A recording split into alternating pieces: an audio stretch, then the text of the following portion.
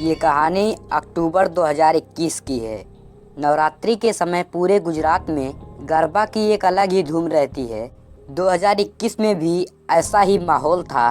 10 से 11 अक्टूबर की रात गुजरात के बड़ोदरा की रहने वाली एक 36 साल की महिला अपनी 6 साल की बेटी के साथ गरबा खेलने के लिए पास के एक ग्राउंड में जाती हैं। आधी रात को जब वापस आती हैं तो अचानक माँ बेटी की तबीयत खराब हो जाती है और अस्पताल जाते जाते दोनों की सांसें थम जाती हैं। इस खबर से हर कोई शॉक्ड रह जाता है कि जो माँ बेटी बड़े मज़े से गरबा खेल रही थी, अचानक से उसकी मौत कैसे हो सकती है। पुलिस भी इसी सवाल का जवाब तलाशने के लिए केस की जांच करती है। अब जांच में आगे जो खुलासा होता है उसको जानकर सबके पैरों तले जमीन खिसक जाती है। पूरी सच्चाई यकीन से परे थी। तो आखिर इस माँ बेटी की मौत की वजह क्या थी? इन दोनों का कातिल कौन था? चलिए जानते हैं सब कुछ सिलसिलेवार तरीके से इस वीडियो में। कहानी में आगे बढ़ने से पहले जल्दी से द रियल स्टोरी चैनल को सब्सक्राइब कर लीजिए। दोस्तों, जैसा कि हमने बताया, ये कहानी गुजरात के बड़ोदरा शहर की है। इसी शहर में तेजस पटेल नाम का एक व्यक्ति अपनी पत्नी शोभना पटेल नाम की और अपनी बेटी काव्या के साथ रहता था। तेजस पटेल और शोभना की शादी कुछ साल पहले ही हुई थी। शोभना कुछ साल तक तो तेजस के साथ ससुराल में ही रहती थी। हालांकि कुछ समय बाद ही किसी बात को लेकर परिवार में कड़वाहट बढ़ने लगती है। एक समय बाद एक कड़वाहट इतनी ज़्यादा बढ़ जाती है कि शोभना अपने पति तेजस के साथ वापस अपने माता पिता के घर आ जाती हैं और यहीं पर रहने लगती हैं। पिछले 5 साल से तेजस अपने पत्नी के साथ अपने ससुराल में ही रह रहा था। शोभना और तेजस की एक 6 साल की बेटी भी थी जो इन दोनों के साथ रह रही थी। परिवार का भरण पोषण करने के लिए तेजस पटेल बड़ोदरा के ही मशहूर गेदा सर्कल के पास एक इलेक्ट्रॉनिक शोरूम में सेल्समैन के तौर पर काम किया करता था। आमतौर पर होने वाली छोटी मोटी लड़ाइयों को छोड़ दिया जाए तो यहाँ ये परिवार मिला जुला कर अच्छी जिंदगी ही जी रहा था। मगर इन सभी की जिंदगी बहुत लंबे समय तक अच्छी नहीं रह पाती है। तारीख थी 10 अक्टूबर 2021। नवरात्रि का समय चल रहा था। इस दौरान बड़े पैमाने पे गरबा कार्यक्रम का आयोजन किया जाता है। जिस अपार्टमेंट में शोभना और तेजस रहते थे, सोसाइटी के प्लॉट पर 10 से 11 अक्टूबर के रात गरबा कार्यक्रम का आयोजन किया गया था। रात के लगभग 9:30 बजे शोभना अपनी बेटी काव्या को लेकर सोसाइटी के इसी ग्राउंड में आ जाती हैं। यहाँ ये दोनों लोगों से मिलते जुलते हैं और बड़े मज़े से गरबा खेलते हैं। रिपोर्ट्स के मुताबिक लगभग 11 से 12 बजे रात तक पार्टी चलती रहती है। पार्टी खत्म होने के बाद शोभना अपनी बेटी को लेकर वापस अपने कंपार्टमेंट में आ जाती हैं। इस समय परिवार के दूसरे सदस्य सोने की तैयारी कर रहे थे, इसलिए शोभना भी अपने भाई जितेंद्र भड़िया को गुड नाइट कहते हुए अपने रूम में सोने के लिए चली जाती हैं। कमरे में पहले से ही शोभना का पति तेजस मौजूद था। यहाँ सभी एक दूसरे को हाय हेलो करते हैं और सोने चले जाते हैं। यहाँ तक सब कुछ बिल्कुल नॉर्मल था। परिवार के दूसरे सदस्य भी सो जाते हैं। सभी लोग सो रहे थे, तभी अचानक तेजस पटेल भागते हुए अपने कमरे से निकलकर नीचे के फ्लोर पर रहने वाले अपने साले जितेंद्र भड़िया के पास आता है और घबराई हुई आवाज में जितेंद्र से कहता है, पता नहीं शोभना और काव्या को क्या हो गया। दोनों कुछ नहीं बोल रहे हैं और दोनों लगभग बेहोश हैं। ये सुनते ही जितेंद्र घबरा जाता है और भागते हुए तेजस पटेल के कमरे में जाता है। वो देखता है कि दोनों लगभग बेहोश पड़े हुए हैं। जितेंद्र दोनों को जगाने की कोशिश करता है, लेकिन उधर से कोई रिस्पॉन्स नहीं आता है। घबराकर दोनों को लेकर जितेंद्र पास के अस्पताल जाता है। यहाँ आते ही डॉक्टर द्वारा दोनों को मृत घोषित कर दिया जाता है। जैसे ही इस खबर की जानकारी सोसाइटी में रहने वाले लोगों को मिलती है, हर कोई हैरान रह जाता है। लोग अपने हिसाब से दोनों के मरने पर कयास लगाना शुरू कर देते हैं। इस मामले की जानकारी पुलिस को भी दे दी जाती है। पुलिस वाले दोनों के शव को कब्जे में लेते हुए पोस्टमार्टम के लिए भेज देते हैं। वैसे तो पहली नज़र में ही पुलिस वालों को दोनों की मौत नेचुरल नहीं लगती है, क्योंकि शोभना के गले पर गहरे निशान दिखाई पड़ते हैं, जैसे मानो कि किसी ने उसका गला दबाया हो। इसके बावजूद पुलिस वाले किसी भी एक्शन लेने से पहले पोस्टमार्टम रिपोर्ट का इंतजार करते हैं। कुछ समय बाद इन दोनों की पोस्टमार्टम रिपोर्ट भी मिल जाती है। पोस्टमार्टम रिपोर्ट में कहा जाता है कि शोभना की मौत गले दबाने की वजह से हुई है। 6 साल की काव्या की मौत की वजह भी दम घुटने की वजह ही बताया जाता है। इसके अलावा इन दोनों की रिपोर्ट में एक चीज कॉमन थी जो हर किसी का ध्यान अपनी ओर आकर्षित करता है। दरअसल रिपोर्ट में कहा जाता है कि दोनों के शरीर में जहर के अंश पाए गए हैं। कुल मिलाकर पोस्टमार्टम रिपोर्ट इस बात की इशारा करती है कि पहले इन दोनों को जहर दिया गया और फिर दोनों की गला दबाकर हत्या की गई है। अब सबसे बड़ा सवाल था कि आखिर इन दोनों के साथ इतनी बड़ी हैवानियत किसने की है। घर वालों के बयान के मुताबिक शोभना और काव्या के साथ उस समय कमरे में तेजस पटेल ही था, इसीलिए पुलिस के लिए सस्पेक्ट भी तेजस पटेल ही बन जाता है। मामले की सच्चाई जानने के बाद पुलिस वाले तुरंत ही तेजस पटेल को हिरासत में ले लेते हैं। जब तेजस से पूछताछ की शुरुआत होती है तो पूछताछ के दौरान बहुत ही ज्यादा भावुक नजर आता है। इसके अलावा वो पूछताछ के दौरान बार बार रोने लगता है। लोग अनुमान लगाते हैं कि तेजस ने अभी अभी अपनी पत्नी और बेटी को खोया है, इसलिए शायद बहुत ही गहरे सदमे में है। इस कारण तेजस को थोड़ी देर के ही पूछताछ के बाद घर भेज दिया जाता है। पूछताछ में पुलिस को वो बस इतना कहता है कि मुझे नहीं पता इन दोनों की मौत कैसे हुई, क्योंकि जब ये गरबा खेलकर वापस आए तो हम लोग सो गए और जब मेरी नींद 2 बजे के आसपास खुली तो मैं इन दोनों को उठाने की कोशिश किया और उधर से कुछ रिस्पांस नहीं मिला।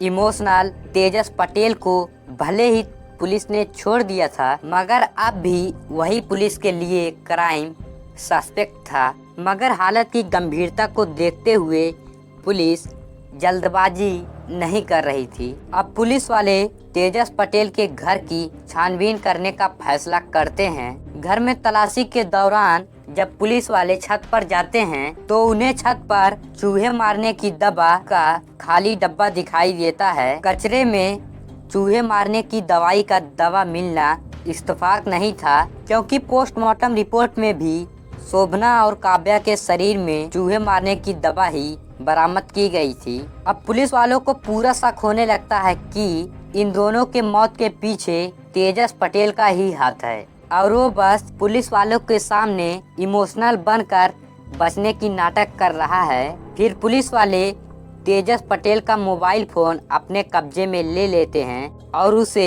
फॉरेंसिक जांच के लिए भेज दिया जाता है। मोबाइल से पुलिस वालों को इस केस का बहुत बड़ा ब्रेक थ्रू मिलता है। दरअसल जब पुलिस वाले तेजस पटेल का मोबाइल खंगालते हैं तो पता चलता है कि पिछले 1 हफ्ते से तेजस ने इंटरनेट पर हत्या करने के तरीकों के बारे में सर्च कर रहा था। उसने गूगल और यूट्यूब पर rat killer which of the type of poison, उसने इंटरनेट पर ये भी सर्च किया था कि किसी को तकिए की मदद से कैसे मारें। इस जानकारी के बाद पुलिस वाले तेजस पटेल को तुरंत ही अपने हिरासत में ले लेते हैं और इस बार पुलिस वाले अपने तरीके से उससे पूछताछ शुरू करते हैं। पूछताछ के दौरान एक बार फिर से तेजस पटेल इमोशनल बनने का नाटक करने लगता है, मगर इस बार पुलिस वाले उसकी चालाकी को समझ जाते हैं और बिना कोई सहानुभूति दिखाए कड़ाई के साथ उससे पूछताछ जारी रखते हैं। तेजस पूछताछ के दौरान बार बार एक ही बात दोहराता रहता है कि मुझे नहीं पता कि इन दोनों की मौत कैसे हुई है। और जब पुलिस वाले छत पर मिले चूहे मारने की दवा के डब्बे और गूगल पर चूहे मारने की दवा से इंसान के मारने तरीके के बारे में सर्च किए जाने के बारे में तेजस से पूछते हैं तो तेजस कुछ भी सटीक जवाब नहीं देता है। पुलिस वाले बार बार उसके सर्च के बारे में ही पूछते रहते हैं। आखिरकार तेजस पटेल पुलिस वालों को सामने सच स्वीकार करना शुरू कर देता है। वो एक्सेप्ट कर लेता है कि वो अपनी पत्नी शोभना और अपनी 6 साल की बेटी काव्या की का हत्या किया है। पुलिस वालों के दौरान तेजस बताता है कि इंटरनेट पर सर्च करने के दौरान उसे पता चलता है कि चूहे मारने की दवा का इस्तेमाल करके कैसे इंसानों की जान ली जा सकती है। इसी के बाद वो आइसक्रीम खरीद कर लाता है, फिर उसमें चूहे मारने की दवा मिला देता है और जब पत्नी और बेटी रात को गरबा खेलकर लौटती हैं तो साजिश के तहत बड़े ही प्यार से दोनों को आइसक्रीम खिला देता है। फिर तीनों बड़े आराम से सो जाते हैं। पुलिस के दौरान रात के लगभग 1 बजे अचानक शोभना जोर जोर से हिचकी लेने लगती हैं।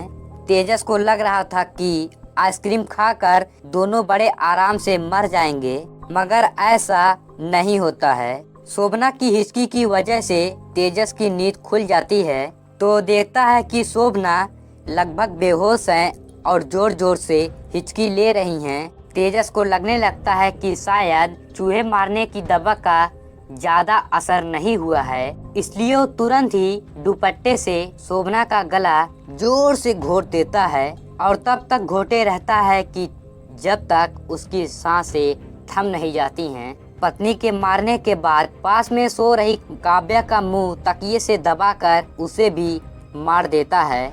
दोनों की हत्या करने के बाद लगभग 1 घंटे तक शव के बगल ही बैठा रहता है और लगभग 2 बजे चिल्लाते हुए शोभना के भाई जितेंद्र के पास जाता है और उसे अपनी बनी बनाई कहानी सुनाना शुरू कर देता है। जब पुलिस वाले दोनों की हत्या के पीछे की कारण के बारे में पूछते हैं तो तेजस बताता है कि दरअसल पिछले कई साल से उसके पत्नी और उसके परिवार वालों के बीच झगड़ा चल रहा था। इसी कारण वो ससुराल में भी नहीं रह रही थी। दूसरी तरफ पत्नी के रिक्वेस्ट पर तेजस अपने ससुराल में ही 5 सालों से रह रहा था, मगर ससुराल में लगातार रहना तेजस को अच्छा नहीं लग रहा था। इस बारे में वो कई बार अपनी पत्नी से बात भी करता है, मगर पत्नी अपने ससुराल वापस जाने के लिए रेडी नहीं होती हैं। पारिवारिक झगड़ा भी कम नहीं होता है।